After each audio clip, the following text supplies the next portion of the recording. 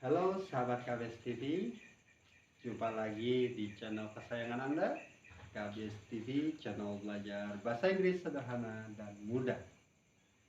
Baik, apa kabar kalian semua? Di video kali ini kita akan membahas tentang indefinite pronoun dengan kata ganti one. One di sini bukan bermakna number atau angka, tapi one kali ini akan berfungsi sebagai kata ganti atau pronoun. Baik, seperti apa bentuknya dan bagaimana cara menggunakannya? Ayo kita bahas bersama-sama. Nah, di papan sudah saya berikan sedikit gambaran tentang pronoun dengan one, ya.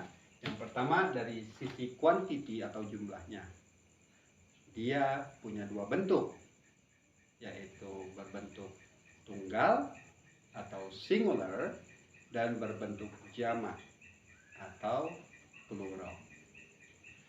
Berbentuk tunggal yaitu one dan berbentuk jamak ones.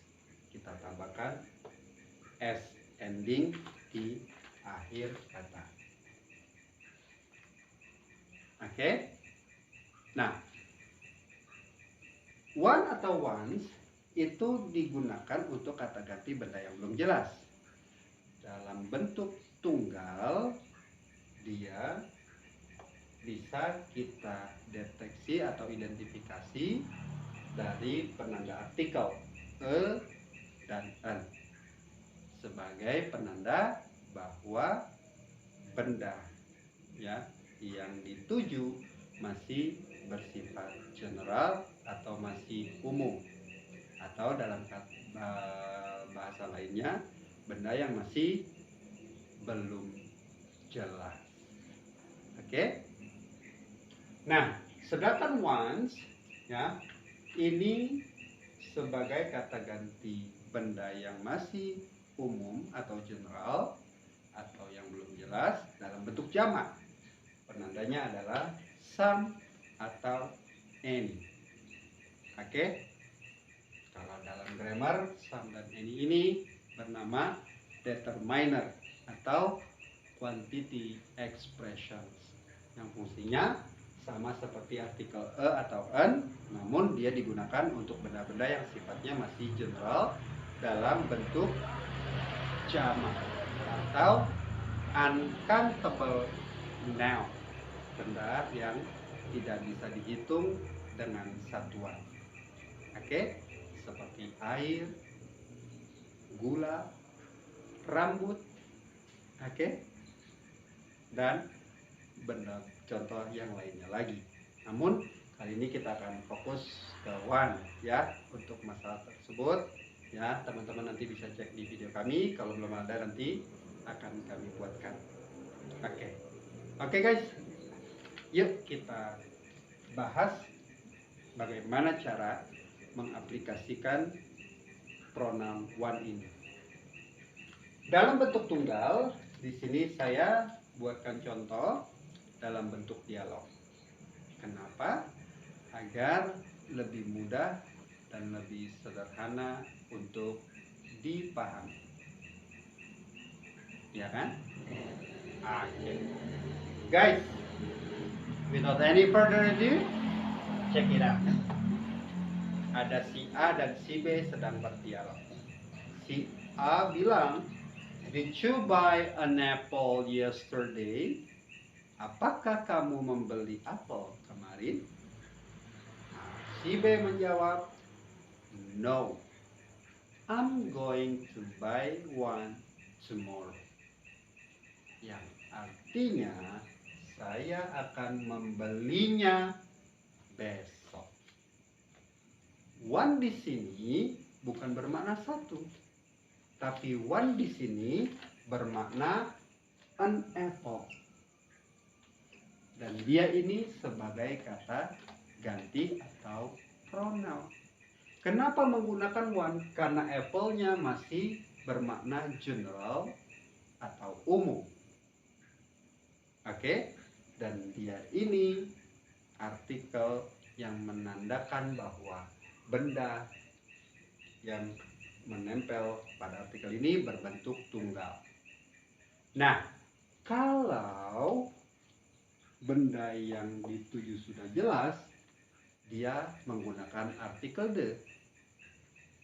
Maka kalimatnya misalkan, did you buy the apple yesterday? Apakah kamu membeli apel itu atau tersebut? Jadi sudah spesifik. Apel yang dimaksud apel apa? Apel Malang, apel New Zealand, atau apel yang lain. Nah, kalau dia penanda artikel the untuk makna yang sudah jelas atau spesifik, maka kata gantinya bukan one, melainkan menjadi it. Kenapa? Karena dia berbentuk tunggal atau singular. Bisa dipahami? Saya rasa cukup jelas lah guys ya. Kalau teman-teman masih bingung ya atau masih mengawang-awang, teman-teman bisa tanya saja langsung di kolom komentar. Kita akan respon segera dan nanti kita bisa diskusi dengan teman-teman yang lain lewat komen. Oke? Baik. Kemudian dalam bentuk plural atau jamak, ya, penandanya some atau any. Dan once dalam bentuk jamak ada s endingnya. Oke? Contohnya, did you buy any apples yesterday? Apakah kamu membeli? Ya, kalau makna letternya beberapa apel kemarin? Dijawab, no, I'm going to buy once tomorrow. Once bukan angka, ingat. Apa once? Oke, ya. Once di sini adalah kata ganti any apple. Kenapa dia pakai once? Karena berbentuk jamak. Oke? Dan dia ini masih umum. Kalau apples yang dimaksud itu sudah spesifik, maka artikelnya pun menggunakan artikel the. Karena artikel the ini bisa digunakan untuk benda tunggal maupun jamak. Namun secara makna dia sudah spesifik atau sudah jelas. Umumnya bermakna itu atau tersebut. Apel itu, apel tersebut. Oke?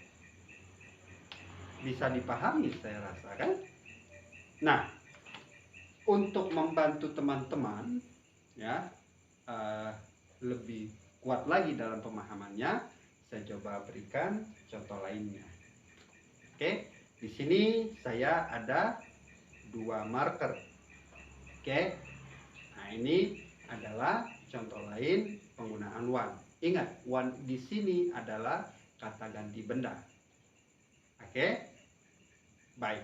Misalkan saya tanya sama teman-teman di rumah, ya, which one do you like? Red one or black one? If you ask me, I prefer red one. Why? Because this one is more interesting. Oke, this one. Jadi boleh juga one itu dilekatkan oleh demonstratif adjektif this atau that. This one, that one. Marker ini, marker itu. Oke? Bisa dipahami? I want